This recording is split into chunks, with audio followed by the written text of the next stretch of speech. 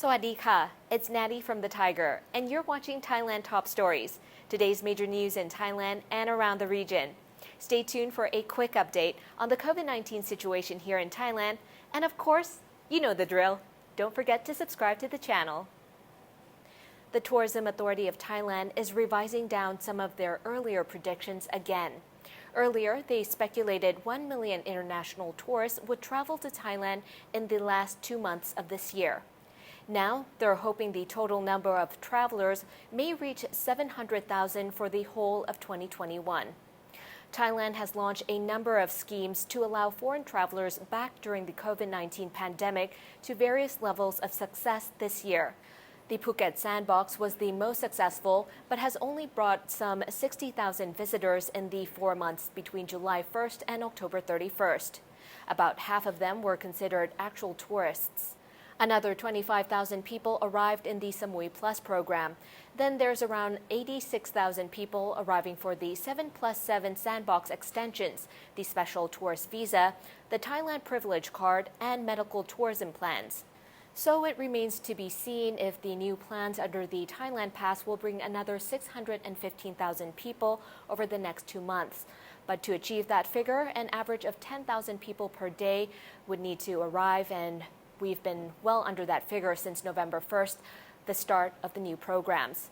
In 2019, Thailand saw nearly 40 million international travelers enter the country, but the TAT remains hopeful and is projecting a huge uptick next year with both domestic and international travelers.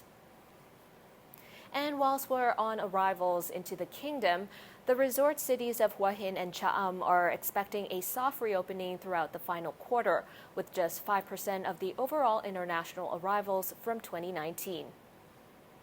The local TAT office says that travelers cannot visit the areas directly under the Test and Go scheme, as the destinations are located more than 2-hour drive from Bangkok. So they'd have to stay in Bangkok at least one night and wait for a negative test result to come back.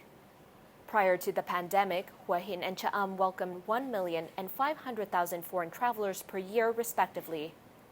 The TAT believed the two areas, which rely mostly on domestic tourists, might not attract a large share of international market at this stage. The vast majority of direct flights into Thailand at the moment are headed for Bangkok and Phuket. But AirAsia says they are still considering operating flights from Kuala Lumpur to Hua Hin, which could generate more demand from Malaysian golfers, while Jetstar also plans to launch operations from Singapore to Hua Hin by next year. The Public Health Ministry is preparing to distribute second and third shot of COVID-19 vaccines to people returning to work in the capital, following the easing of curbs around the country. The Public Health Minister says some people are scheduled to get their second or third dose in their home provinces, but they can get their jabs in Bangkok instead. The Department of Disease Control and the Department of Medical Services are working together to ensure vaccine services for this group are not disrupted.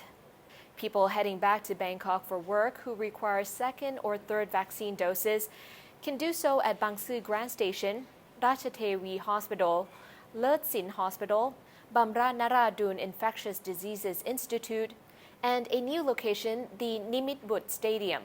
Meanwhile, Bangkok Governor Asawin Kwanmueang on Thursday said City Hall will expand its proactive COVID-19 screening to the capital's public transport system following its reopening.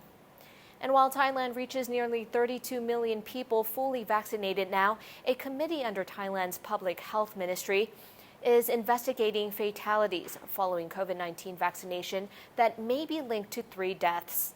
The committee has investigated 842 of the 1,296 deaths following the inoculation that have been reported with possible links to the vaccine.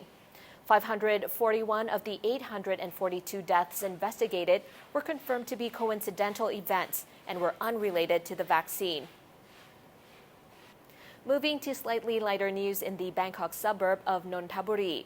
A local man has been apprehended by police for stealing women's underwear, telling police that 39 pairs that were stolen were intended to be worn by himself. Police sent him for a health evaluation after taking him into custody, where he admitted that he enjoyed wearing the stolen women's underwear.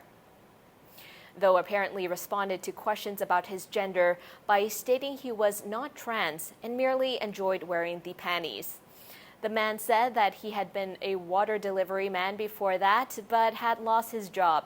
He issued an apology to the victims of his underwear adventures and said that he never sold any of the panties that he had stolen and were just for his personal use.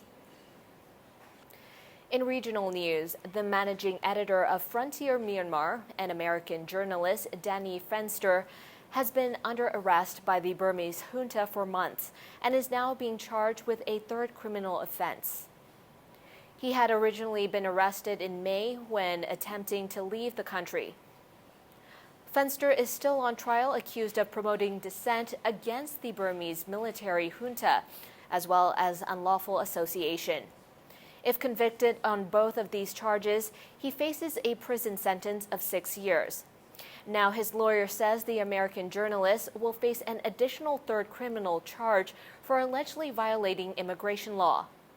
The charge was levied by the junta during a hearing yesterday that was held inside a prison in Yangon.